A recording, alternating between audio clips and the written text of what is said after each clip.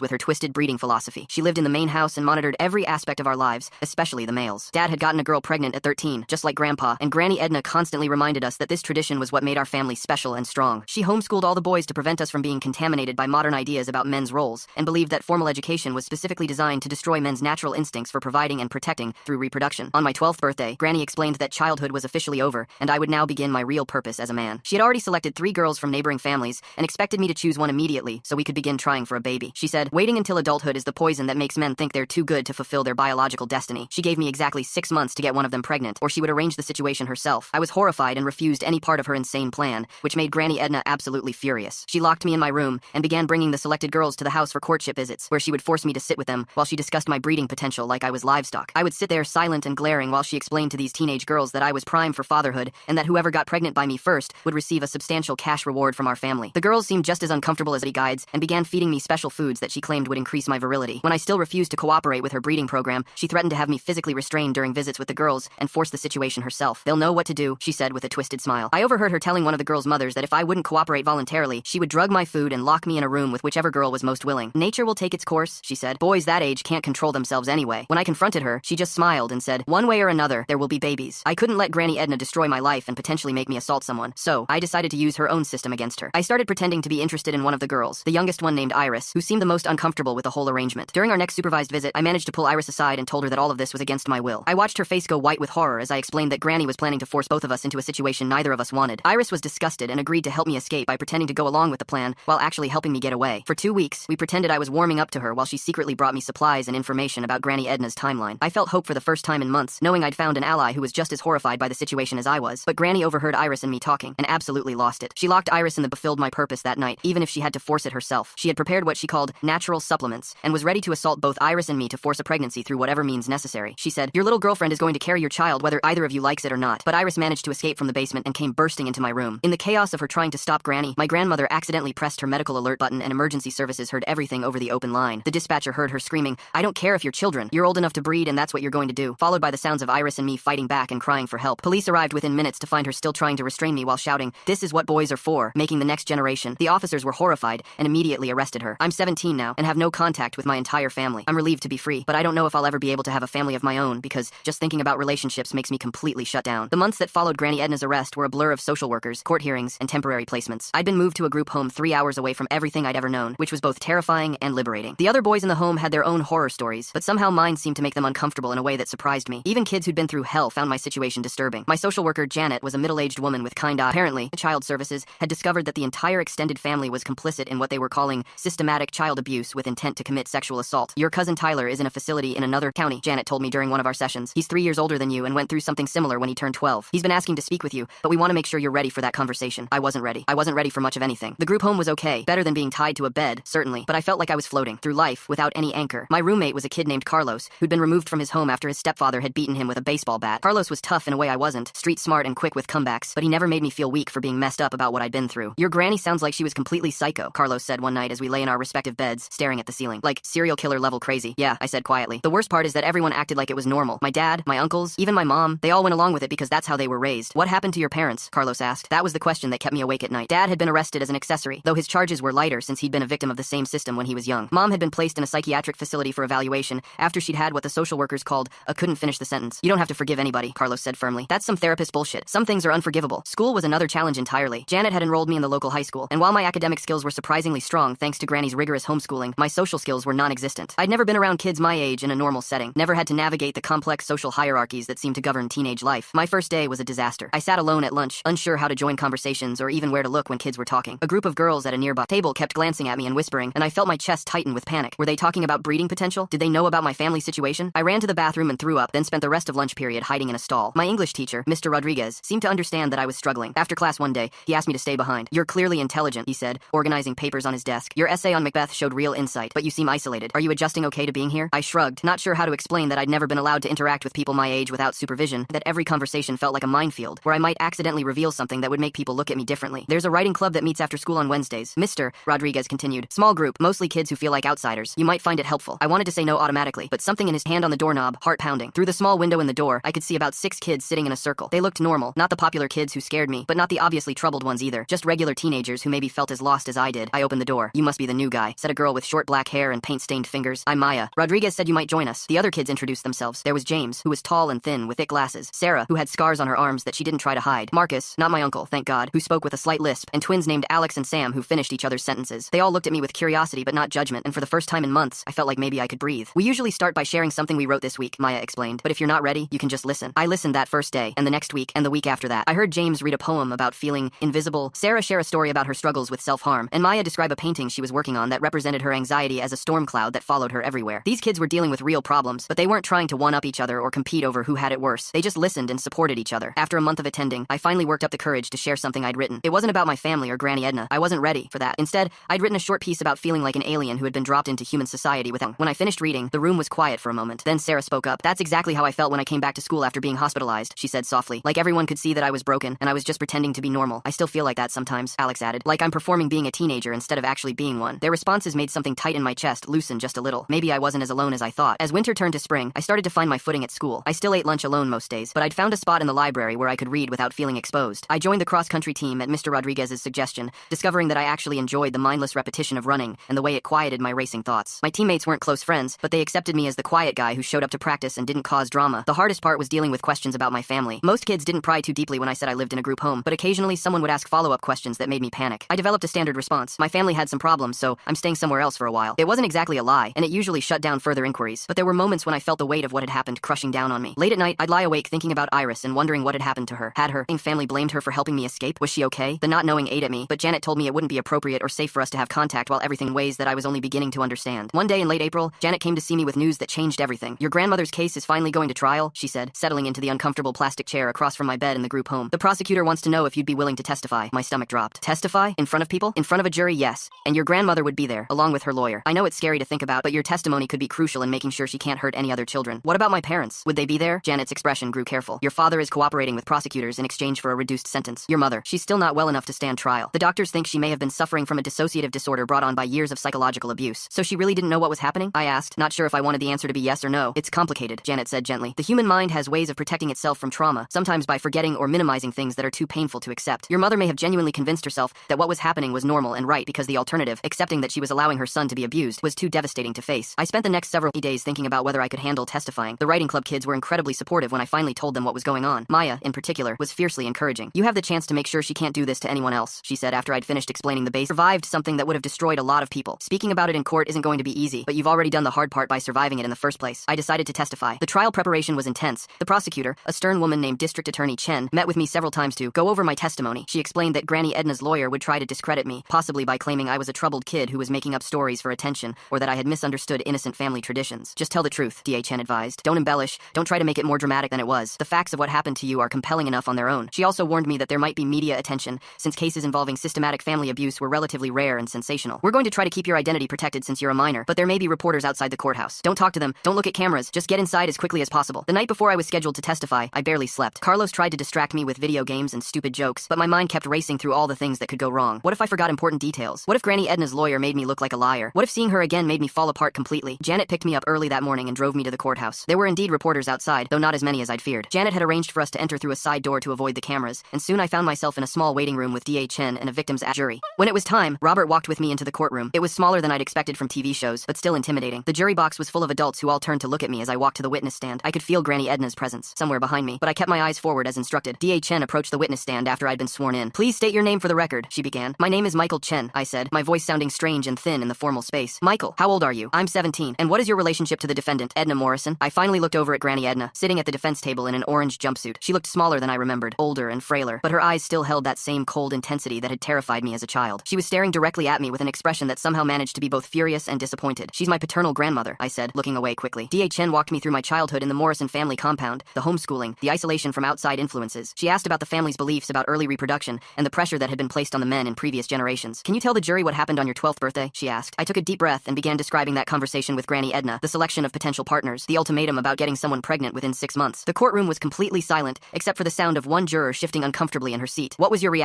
Being locked in my room, the forced courtship visits, the monitoring of my every movement. Several jury members looked disturbed as I explained how Granny Edna had discussed my breeding potential with the selected girls and their families. Did the defendant ever threaten you with physical force? Yes. She said if I wouldn't cooperate voluntarily, she would have me restrained and make it happen anyway. She said she would drug my food so I couldn't fight back. One of the jurors, a middle-aged man with a beard, looked like he was going to be sick. DHN asked me to describe the events leading up to my escape attempt with Iris, and then the final night when Granny Edna had drugged my food and tied me to the bed. My voice was shaking by the time I got to the part about the medical alert button and the police arriving. Thank you, Michael, DHN said when I finished. No further questions. Granny Edna's lawyer, a thin man with an expensive suit, approached for cross-examination. I'd been dreading this part. Michael, he began in a friendly tone that immediately put me on guard. You've painted a very disturbing picture of your family life. But isn't it true that you've been diagnosed with several psychological disorders since being placed in state custody? DHN objected before I could answer, and there was a brief argument between the lawyers that I didn't entirely understand. Eventually, the judge sustained the objection. Let me ask you this, the defense lawyer continued. You mentioned that your family homeschooled you. Is it possible that what you perceived as abuse was actually just unfamiliar cultural practices that you didn't understand? No, I said. My memory could be trusted given the trauma I claimed to have experienced. But with each question, I felt more confident rather than less. These weren't gray areas or misunderstandings. What had happened to me was clearly wrong, and no amount of legal maneuvering was going to change that. When the cross-examination was finally over, I felt drained but relieved. Robert walked me back to the waiting room where Janet was ready with a sandwich and a bottle of water. You did great, she said, squeezing my shoulder. That was really brave. The trial continued for another week, with testimony from Iris, several other family members, and expert witnesses who explained the psychological dynamics of family-based abuse systems. I didn't attend most of it. DHN thought it would be too stressful, but Janet kept me updated on the major developments. The most shocking testimony came from my cousin Tyler, who had finally been deemed psychologically stable enough to testify. According to Janet, he described going through an identical situation at age 12, including being drugged and physically restrained. He'd eventually been rescued when a teacher had noticed unexplained injuries and reported them to child services, but not before he'd been severely traumatized. He's been in and out of psychiatric facilities for years, Janet told me, but he's doing better now, and he specifically asked me to tell you that testifying was one of the hardest but most important things he's ever done. The jury deliberated for 2 days. When the verdict came back, Janet drove me to the courthouse to hear it read. Granny Edna was found guilty on all counts. Conspiracy to commit child sexual abuse. In handcuffs, she looked back at me with that same cold disappointment as if I was the one who had failed by not going along with her twisted plan. Outside the courthouse, DHN thanked me again for my testimony. Cases like this are why I do this job, she said. You may have saved other children from going through what you experienced. I wanted to feel triumphant, but mostly I just felt tired. The trial was over, but I still had to figure out how to build a life for myself. At 17, I was too old for most adoptive families, which meant I'd likely age out of the foster system in a year, with no family support system to fall back on. But there was also something liberating about that prospect. For the first time in my life, I got to decide what came next. The summer after the trial, I worked at a local pizza place to save money for college. My grades were good enough to qualify for several scholarships, and Janet had helped me apply to schools with strong support programs for former foster kids. I'd been accepted to a state university about 4 hours away, far enough to feel independent, close enough that I could still see my therapist and maintain the few positive relationships I'd built. Carlos had been placed with a relative and was doing well. We still texted regularly, and he'd been one of the first people to congratulate me when I got my college acceptance letter. The writing club had become genuinely important to me, and I'd even started dating one of the members, a girl named Amy, who wrote beautiful, melancholy poetry and understood what it felt like to carry invisible scars. Amy knew the basics of my... Janet came to see me with an unexpected piece of news. Iris has been asking to see you, she said. She's doing well. She's in therapy and living with an aunt in another state, but she says she can't move forward without talking to you about what happened. My heart started racing. I'd thought about Iris constantly over the past year, wondering if she blamed me for getting her involved, if she was okay, if she even remembered me clearly. The idea of seeing her again was both thrilling and terrifying. What would we even say to each other? I asked. I don't know, Janet admitted, but she seems to think it's important. You can take time to think about it. I didn't need time. Yes, I said immediately. I want to see her. Janet arranged for us to meet at a neutral location, a coffee shop in a town halfway between where we were both living. I was nervous for days leading up to the meeting, unsure what to expect. Would she look different? Would the shared trauma have changed her in ways that were visible? Would we have anything to say to each other beyond apologizing? But when I saw Iris walk into the coffee shop, she looked almost exactly as I remembered, maybe a little taller, her hair longer, but still the same girl who had risked her safety to help me escape. She spotted me immediately and walked over to my table with a cautious smile. Hi, Michael, she said, sitting down across from me. Hi, I replied, suddenly feeling shy. You look good. Healthy. So do you. She ordered a coffee, and we sat in slightly awkward silence for a moment before she spoke again. I've been wanting to talk to you for so long, to make sure you're okay, but also to say thank you. Thank you? I should be thanking you. You saved my life. Night. Iris had been placed with her mother's sister, who had cut off all contact with the families involved in Granny Edna's scheme. She was doing well in school, had made friends, and was planning to study psychology in college. I want to help other kids who've been through stuff like this, she said. Not as a therapist necessarily, but maybe as an advocate or working for child services. I feel like I understand things that people who grew up in normal families might miss. We exchanged contact information and promised to stay in touch. As we prepared to leave, Iris reached across the table and squeezed my hand. I'm really glad you're okay, she said, and I'm proud of us for getting out. Me too, I said, and for the first time, I really meant it. As my senior year of high school began, I felt more stable than I had since childhood. I had a plan for the future, people who cared about me, and most importantly, a sense that I could trust my own judgment about what was right and wrong. The nightmares still came sometimes, and there were days when the weight of what had happened felt overwhelming, but I was learning to manage those feelings rather than being controlled by them. I'd started writing more seriously, working on what my therapist called trauma narrative, trying to make sense of my experiences by putting them into words. Mr. Rodriguez had encouraged me to submit some of my pieces to literary magazines, and to my surprise, one of them had been accepted for publication in a journal focused on young adult voices. The piece was about feeling like an alien learning human customs, but anyone who read it carefully could see the deeper themes. But my first choice was still the state university, where I'd been offered a full scholarship through their program for students aging out of foster care. The scholarship would cover not just tuition and room and board, but also provide a stipend for books and personal expenses, plus access to counseling services and academic support. At the scholarship reception, I met other students who'd been through the foster system. Their stories were all different from mine. Some had been removed from homes due to neglect, others because of addiction or mental illness in their families, others because of physical abuse. But we all shared a certain resilience and independence that came from having to grow up too fast. The weird thing, said a girl named Samantha, who who'd aged out of care 2 years earlier, is that in some ways, we're more prepared for college than kids who've had everything handed to them. We know how to take care of ourselves, how to manage money, how to ask for help when we need it. She was right. While my high school classmates seemed anxious about being away from home for the first time, I was excited about the freedom to make my own choices without anyone monitoring my every move. Graduation day was strange. Most of my classmates had families filling multiple rows of the auditorium, but my section was small. Just Janet, Robert from Victim Services, Mr. Rodriguez, and Amy with her parents. But as I walked across the stage to receive my diploma, I felt proud rather than sad about my circumstances. The people who were there had chosen to support me, which felt more meaningful than having people there out of obligation. That summer, I worked think we should see what happens naturally rather than making promises we might not be able to keep, she said one evening as we sat by the lake near town. But I want you to know that you've been really important to me this year. You helped me believe that it's possible to trust people again. I felt the same way about her, but I also knew she was right about not making promises. We were both healing from different kinds of trauma, and we needed space to figure out who we were as individuals before we could fully commit to someone else. A few days before I left for college, I received an unexpected letter from Tyler. Janet had given him my address with my permission, and he'd been waiting for the right moment to reach out. Dear Michael, the letter began. I hope you don't mind me writing to you. I've been wanting to contact you since the trial, but I needed to get my head together first. I wanted you to know how proud I am of you for having the courage to testify. I know how hard that must have been. I'm doing better now than I have in years. I'm living in a group home for older teenagers, working part-time, and planning to start community college in the spring. My therapist says that healing isn't linear. There are good days and bad days, but overall, I feel like I'm moving forward instead of just surviving. The thing I wanted to tell you most is that what happened to us wasn't our fault. I know that sounds obvious, but for a long time, I blamed myself for not being strong enough to stop it, for not protecting you and the other younger cousins. My therapist helped me understand that we were children in an impossible situation,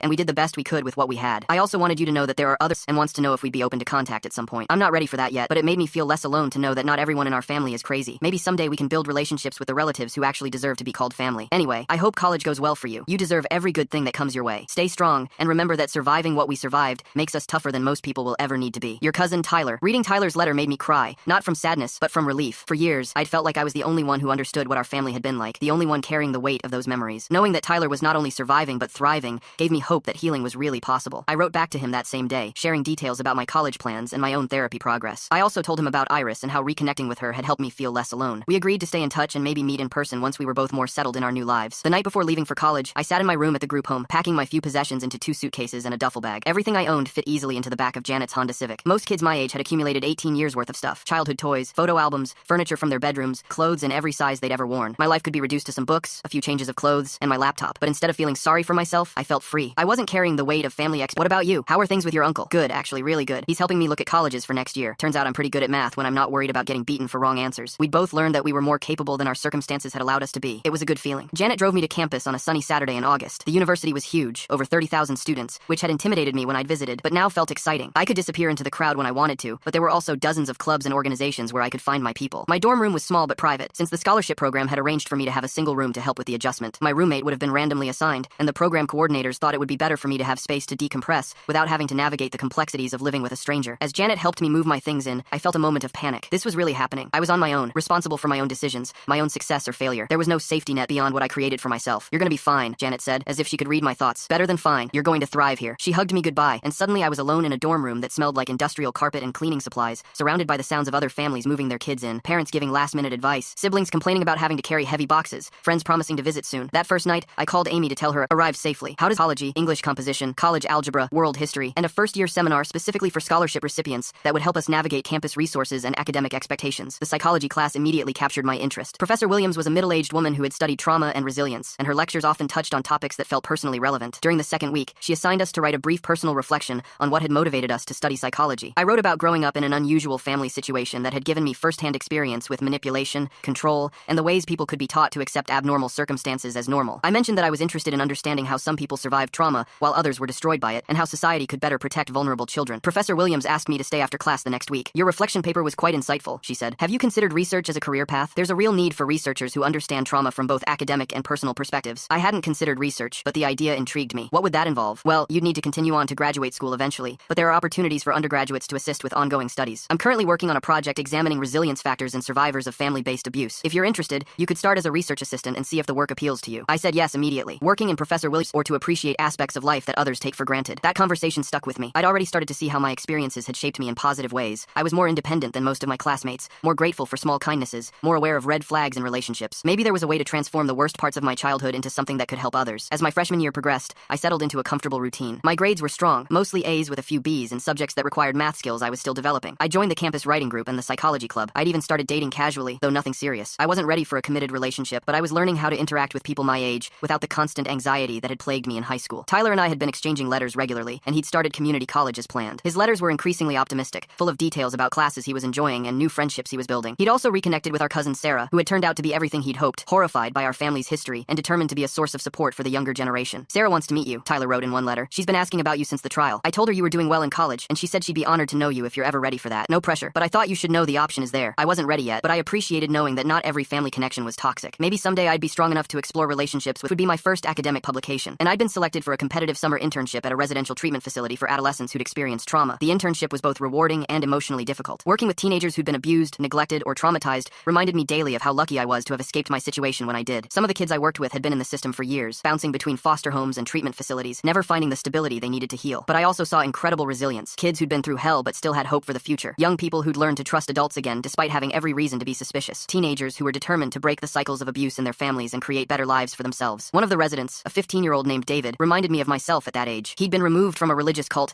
that had isolated children and subjected them to physical and psychological abuse. Like me, he struggled with feeling different from kids who'd had normal childhoods, and he had difficulty trusting authority figures despite intellectually understanding that not all adults were dangerous. "The hardest part," David told me during one of our conversations, "is that I don't know how to tell which things I learned are normal and which are messed up. Like, I still have this voice in my head telling me that I'm selfish for wanting things for myself instead of just serving the group." I understood exactly what he meant. Even after years of therapy and education about learn to talk back to it, working with the residents at the treatment facility confirmed my career path. I wanted to specialize in helping young people who'd survived family-based trauma, particularly the kind of systematic abuse that happened in closed communities or isolated families. I knew firsthand how different that experience was from other types of trauma, and I thought I could offer something unique to other survivors. By the end of my sophomore year, I'd been accepted into the honors psychology program and had been offered a research assistantship for the following year. My relationship with Amy had evolved into a close friendship. We'd both grown and changed too much to maintain a romantic relationship, but we stayed in touch and visited each other a few times a year. I'd also finally felt ready to meet cousin Sarah. Tyler arranged for the three of us to get together during spring break at a restaurant in a neutral city. Sarah was in her early 30s, married with 2 young children, and worked as a social worker. She hugged both Tyler and me when we met, and I was surprised by how natural it felt. "I've been carrying guilt about what happened to you boys for years," she said over dinner. "I knew Granny Edna was controlling and had strange ideas, but I had no idea she was planning to force children into sexual situations. If I'd known, I would have called the police myself." Sarah shared stories about our family that helped fill in gaps in my understanding. She explained that Granny Edna's obsession with early reproduction had started after she'd lost several babies in infancy and become convinced that older mothers produced weak to happen to you, but it helps explain why they couldn't see how wrong it was. Meeting Sarah felt like reclaiming a piece of healthy family connection. She invited both Tyler and me to visit her family sometime, and I found myself actually considering it. Maybe it was possible to have family relationships that weren't based on control and manipulation. Junior year brought new opportunities for leadership and growth. I'd been elected to the student government and had started a support group for students who'd experienced family trauma. The group met weekly and provided a space for students to share their experiences and strategies for managing the unique challenges that came with having unstable or abusive family backgrounds. The support group had grown to include about 15 regular members, and their stories reminded me of how diverse family trauma could be. There was Maria, whose parents had been deported when she was 16, leaving her to finish high school while living with friends. James had been raised in a family where emotional abuse was the norm, and he struggled with self-worth and perfectionism. Ashley had grown up with an alcoholic mother and had learned to parent her younger siblings while barely being a child herself. Despite our different experiences, we found common ground in the challenges we faced: difficulty trusting others, a tendency to be hyper-vigilant about potential threats, struggles with feeling worthy of love and support, and the challenge of building adult relationships without healthy family models to guide us. "The thing that's helped me most," I told the group during one meeting, "is realizing that healing, like when David from the treatment facility sent me a letter saying he'd been accepted to college, or when one of the support group members told me that our conversations had helped her recognize an unhealthy relationship pattern before it became abusive. As senior year approached, I felt ready for the next phase of my life. I'd been accepted to several graduate programs and had chosen to attend a university known for its clinical psychology program and its research on family systems. My goal was to earn a PhD and eventually work as both a therapist and researcher, splitting my time between treating individual clients and conducting studies that could inform better practices for helping survivors. Tyler had also thrived during his time in community college and had been accepted to transfer to a 4-year university as a social work major. He planned to work in child protection services, helping to identify and investigate cases of family abuse. We'd both found ways to transform our experiences into tools for helping others. During my final semester of college, I received an unexpected letter from Iris. We'd stayed in touch sporadically over the years, but this letter felt different, more urgent and personal. "Dear Michael," she wrote, "I hope you're doing well and that your senior year is going smoothly. I have some news that I wanted to share with you personally before you might hear it through other channels. I've been accepted to law school and plan to specialize in family law and child advocacy. My goal is to work with children who are involved in custody cases, stories of survivors of family-based abuse." She specifically mentioned your case and asked if I would be willing to participate in a film about systematic abuse in isolated family systems. I told her I'd need to talk to you first. I think there could be value in sharing our story if it might help other kids recognize that what's happening to them isn't normal, or if it helps adults identify warning signs. But I also understand if you'd rather keep your story private. We've both worked hard to build lives beyond what happened to us, and you shouldn't have to relive it publicly if you don't want to. Let me know what you think. Either way, I'm proud of the person you've become and grateful that we both made it out. The idea of participating in a documentary was simultaneously appealing and terrifying. On one hand, I'd spent years learning about trauma and recovery, and I knew the value of sharing survivor stories to educate others and reduce stigma. On the other hand, my story was intensely personal, and I wasn't sure I wanted it dissected by strangers or used for entertainment. I decided to meet with the filmmaker, Dr. Jennifer Walsh, who turned out to be a psychologist herself who had transitioned to documentary work as a way of bringing attention to underreported social issues. Her previous films had focused on subjects like trafficking survivors and children who'd been raised in extreme religious communities. I'm not interested in sensationalizing what happened to you, Dr. Walsh explained during our initial meeting. My goal is to create an educational piece that could be used in training programs for social, not as victims to be pitied. I'd want editorial control over how my story is presented, I told her, and I'd want to focus on resilience and recovery, not just the trauma itself. Absolutely. This would be your story to tell. I'd be facilitating, not directing the narrative. After several more conversations and meetings with Iris and Tyler, who had also been invited to participate, we agreed to move forward with the project. The documentary would follow the three of us as we completed our educations and began our careers in helping professions, while also including our perspectives on what had happened and how we'd healed. Filming was emotionally challenging but ultimately cathartic. Being able to tell my story in my own words, with context and nuance, felt empowering in a way I hadn't expected. I wasn't just a victim of bizarre family abuse, I was a survivor who had used his experiences to build a meaningful career and help others. The documentary, titled Breaking the Chain: Survivors of Family-Based Abuse, premiered at several film festivals and was eventually picked up by a streaming service. The response was overwhelmingly positive, with particular praise for the way it balanced the horror of what had happened with hope for recovery. More importantly, it generated conversations about how to identify and intervene in cases of systematic family abuse. Several viewers reached out to say that watching the film had helped them recognize similar patterns in their own families or communities, leading them to seek help or report suspected abuse. I graduated magna cum laude with a double major in psychology and created out of obligation or manipulation. Dr. Williams gave a speech at the psychology department's recognition ceremony, and she specifically mentioned my research contributions and the impact I'd had on campus through my advocacy work. Students like Michael remind us why we do this work, she said. He's taken his personal experiences and transformed them into tools for understanding and helping others. That's the best possible outcome we can hope for from the intersection of personal pain and academic study. That summer, before starting graduate school, I took a trip to Europe with some friends from college, my first real vacation that wasn't planned around family obligations or therapeutic goals. Standing in the Colosseum in Rome, I thought about how far I'd traveled from that 12-year-old boy who'd been tied to a bed by his grandmother. The physical distance was nothing compared to the psychological journey. I'd learned to trust my own judgment, to form healthy relationships, to set boundaries, and to find meaning in even the worst experiences. I'd built a life that was entirely my own, based on my values and choices rather than someone else's twisted philosophy. Graduate school brought new challenges and deeper opportunities to specialize in trauma treatment. My advisor, Dr. Martinez, was a renowned expert in family systems therapy who had agreed to supervise my dissertation research on resilience factors in survivors of systematic abuse. Your perspective as someone who's lived through this type of trauma is invaluable, she told me during our first meeting. But you'll need to learn to balance personal and discipline. I had to learn to discuss my childhood with the same clinical detachment I brought to other case studies, while still maintaining access to the insights that came from personal experience. My first year of graduate school was intense but rewarding. I was taking advanced courses in psychopathology, assessment, and therapeutic techniques, while also beginning to see clients under supervision. My first client was a teenage girl who had been removed from a polygamous religious community, and I was struck by how many similarities there were between her experience and mine. How do you know which thoughts are your own and which are just programming? She asked during one of our sessions. It was the same question David had asked at the treatment facility, the same question I'd struggled with for years. I think the real thoughts are the ones that make you feel more like yourself rather than less, I told her. The programming usually makes you feel smaller, more fearful, more dependent on others for approval. Your own thoughts usually make you feel more capable and more connected to what you actually want and need. Seeing clients who'd survived experiences similar to mine was both challenging and validating. It confirmed that my career choice was right, but it also required me to constantly manage my own emotional responses to their stories. Tyler had graduated from his 4-year program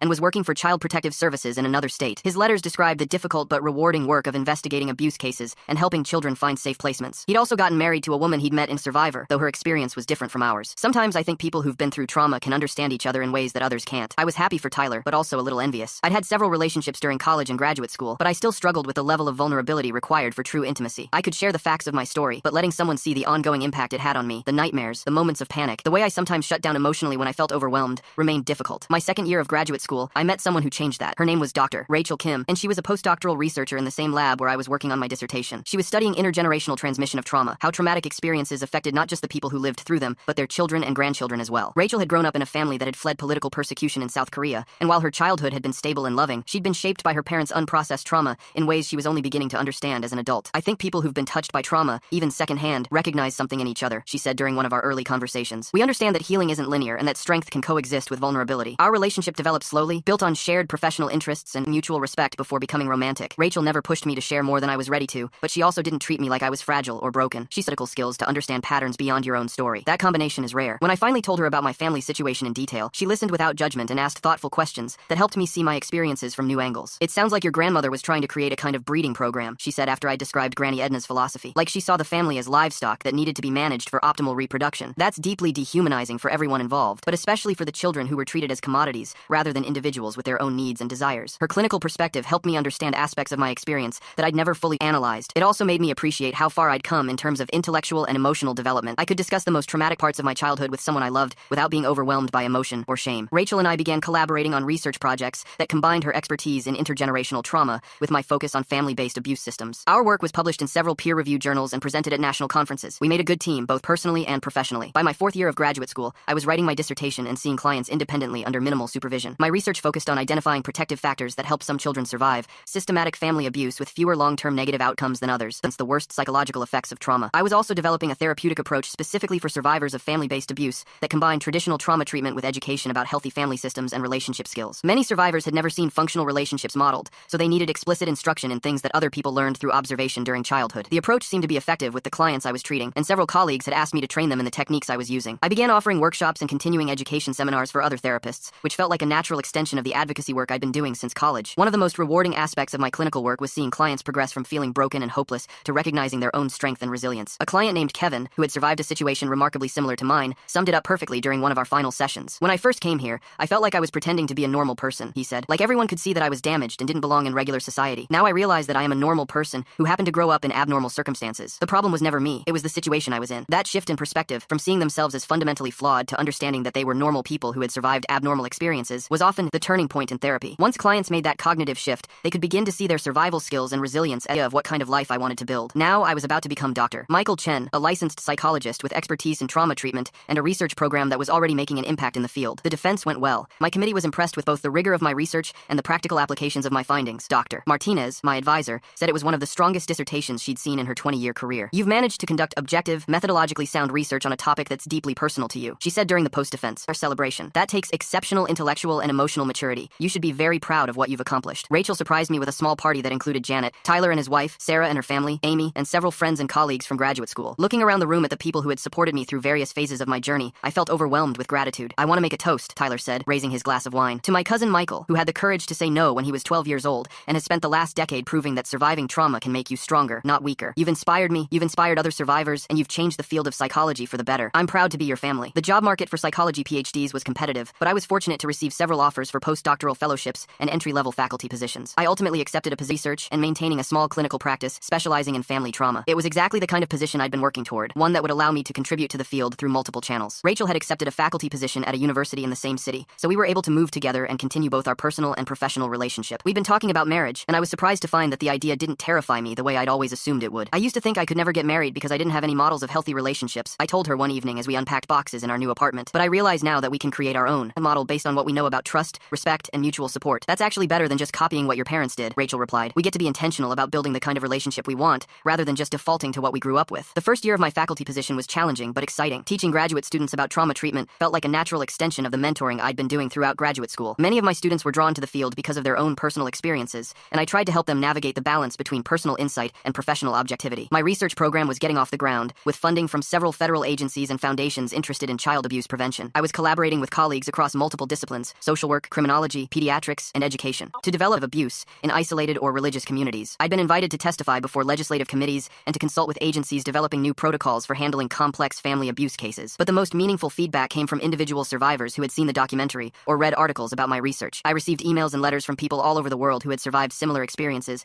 and found hope in seeing that recovery was possible. One letter, from a young woman in Australia, particularly moved me. "Dear Dr. Chen, I saw your documentary and wanted you to know that it probably saved my life. I grew up in a religious community that had many of the same characteristics as your family: isolation, control, inappropriate sexual demands placed on children. I had always assumed that what happened to me was normal, or at least that I was too damaged to ever have a real life. Seeing you and Tyler and Iris thriving in your careers and relationships made me realize that I could build a different kind of life too. I'm starting college next year and planning to study social work. Thank you for having the courage to share your story." Letters like that reminded me why the work was important. Every survivor who found hope, every professional who learned to recognize warning signs, every policy change that made it easier to protect vulnerable children, it all added up to meaningful impact. Rachel and I got married during my second year as a faculty member. The wedding was small, held in Sarah's backyard with just close friends, and you've become, she whispered as we walked together. "When I first met you, you were so angry and scared. Look at you now. You're helping people heal from trauma while building a beautiful life for yourself. That's the best possible outcome I could have hoped for." The wedding felt like a celebration of more than just Rachel's and my commitment to each other. It was a celebration of chosen family, of healing, of the possibility of creating love and stability even after experiencing profound betrayal and trauma. 2 years later, Rachel and I welcomed our first child, a daughter we named Hope. Holding her for the first time, I was struck by the fierce protectiveness I felt. Not just the normal parental instinct to keep her safe, but a deep determination to give her the childhood I'd never had. She's going to grow up knowing she has value beyond what she can produce or provide for others, I told Rachel as we sat in the hospital room, taking turns holding our daughter. She'll know that her thoughts and feelings matter, that she has the right to make her own choices about her body and her life, and that love doesn't come with conditions or threats. She's also going to grow up knowing that her father is a survivor who became a healer, Rachel replied. That's going to teach her her about resilience and the possibility of transforming pain into purpose. Becoming a parent while maintaining my clinical practice created some interesting challenges. Hearing stories of child abuse was always difficult, but it became almost unbearable now that I had a child of my own. I had to develop new coping strategies and be more careful about managing my caseload to avoid becoming overwhelmed by secondary trauma. But parents might fail in that responsibility due to their own trauma or mental health issues without excusing the impact on their children. My research had expanded to include studies of parenting after trauma, how survivors of childhood abuse could break cycles of maltreatment and create healthy families. This was personally relevant research since Rachel and I were navigating those questions in our own lives. The good news, I told a group of therapists during a continuing education workshop, is that having a traumatic childhood doesn't doom you to repeat those patterns. In fact, survivors often become exceptionally thoughtful and intentional parents because they're so determined not to repeat what they experienced. The key is doing the healing work before having children, so you're parenting from a place of health rather than unresolved trauma. As Hope grew from an infant to a toddler, I found myself marveling at her natural curiosity, her assumption that adults would meet her needs, and her complete lack of fear about expressing her wants and preferences. This was what childhood was supposed to look like, a time of exploration and learning, protected by adults who prioritized the child's well-being above all else. Tyler and his wife had also become parents, and we often talked about the strange experience of raising children when we'd never had healthy childhoods ourselves. Sometimes I panic because I don't know if I'm doing it right, Tyler admitted during one of our phone calls. I don't have a template for what good parenting looks like because I never experienced it. But that's also our strength, I reminded him. We're not parenting actions I'd never anticipated. I was promoted to associate professor with tenure, published a book about treating survivors of family-based abuse, and was invited to speak at conferences around the world. The university had started a specialized clinic for trauma survivors under my direction, and we were training therapists from other institutions in our treatment approaches. But perhaps the most satisfying development was the support group I'd started for adult survivors of systematic family abuse. The group met monthly and included people from all different backgrounds, former members of religious cults, survivors of trafficking, people who'd escaped abusive extended families, and others who'd experienced similar types of systematic, family-based trauma. What I love about this group, said Maria, a survivor of a trafficking ring that had been run by her own relatives, is that we understand each other without having to explain everything. We all know what it's like to have the people who were supposed to protect you be the ones who hurt you. We all know what it's like to have to rebuild your understanding of what's normal and what's not. The group had become a kind of chosen family for its members, and several long-term friendships had developed. We celebrated each other's milestones, supported each other through difficult times, and served as living proof that healing and thriving after severe trauma was possible. One evening, as I was putting Hope to bed, she asked me a question that stopped me in my tracks. Daddy, why don't I have grandmas and grandpas like other kids? I'd known this conversation would come eventually, but I still wasn't prepared for it. Hope was only 4, too young. You have in your life. Do I have a lot of love? She asked. You have so much love, I assured her, hugging her tight. You have mommy and daddy, and grandma and grandpa Kim, and Uncle Tyler and Aunt Sarah, and Janet, who's like a grandmother to you, and all our friends who love you too. That is a lot, Hope agreed, satisfied with the answer. Later that night, I told Rachel about the conversation. We're going to have to figure out how to talk to her about your family as she gets older, Rachel said. Not the details, obviously, but some version of the truth that helps her understand why that part of her history is missing. I know. I want her to understand that some adults make choices that hurt children, and that when that happens, other adults step in to keep the children safe. I want her to know that she's always protected, but also that she should trust her instincts if something doesn't feel right. She's going to be a strong kid, Rachel said. She's growing up with parents who prioritize her well-being above everything else, and she's learning that families can be built from love and choice, not just biology. As Hope's 5th birthday approached, I found myself thinking about the cycles that had been broken and the new patterns we were creating. Granny Edna had believed that children existed to serve the family's reproductive goals. My parents had been taught to prioritize the family system over their children's individual needs. But Hope was growing up knowing that she was valuable simply for being herself, that her thoughts and feelings mattered, and that the adults in her life were there to support her growth, rather than exploit her for their own. Told that my value came from what I could produce for others, she was learning that she had inherent worth that couldn't be earned or lost. One day, as I watched Hope playing confidently with other children at the park, I realized that this was what healing looked like. Not just recovering from trauma, but creating something entirely new. I hadn't just survived my childhood, I'd transformed the trajectory of my family line forever. My phone rang, interrupting my thoughts. It was Tyler. I have some news, he said, his voice tight with an emotion I couldn't identify. Granny Edna died in prison last night. I sat down heavily on the park bench, watching Hope climb on the jungle gym while processing this information. I'd known this call would come eventually. Granny Edna had been in her 70s when she was sentenced, and prison wasn't kind to elderly inmates. But I hadn't expected the complicated mix of emotions I was feeling. Relief, sadness, anger, and something that might have been grief. How do you feel about it? Tyler asked. I don't know yet, I admitted. She was a monster, but she was also a human being who'd probably been damaged by her own upbringing. I feel sad for the person she could have been if she'd gotten help for her trauma instead of perpetuating it. I keep thinking about all the children she won't be able to hurt now, Tyler said. Even in prison, she was sending letters to family members, trying to convince them to continue her work. At least that's over now. We talked for a few more minutes about funeral arrangements, neither of us planned to attend, and about how to tell other family members the news. After we hung up, I sat on the park bench, the end of a chapter. You know, she can't hurt anyone else now, and I've built a life that she could never have imagined or approved of. That feels like the ultimate victory. You've done more than just survive her abuse, Janet agreed. You've created meaning from it. That's the most powerful form of healing there is. As I tucked Hope into bed that night, I thought about all the children who would grow up safer, because people like Tyler, Iris, and I had found the courage to speak out about what had happened to us. Our documentary, research, advocacy, and clinical work had contributed to better training for professionals, stronger laws protecting children, and increased awareness of the signs of systematic family abuse. But the most important victory was sitting right here in front of me, a little girl who would never question whether she was loved, who would never doubt her right to make choices about her own body and her own life, who would grow up understanding that families should be sources of support rather than control. Daddy, Hope said sleepily, tell me the story about the brave boy who helped other kids. She was referring to a simplified, age-appropriate version of my story that I'd started telling her recently, about a boy who lived with adults who didn't take good care of children, and how he was brave enough to ask for help so that he and other children could be safe. Once upon a time, I began. There was a boy who lived in a place where the adults forgot my history, but it was no longer the most important part of my story. The most important part was what came next. The family I'd chosen, the life I'd built, the people I'd helped, and the little girl falling asleep to a bedtime story about courage and resilience and the power of speaking truth to protect the vulnerable. And they all lived safely ever after. I finished, kissing Hope's forehead. The end? She murmured. No, sweetheart, this is just the beginning.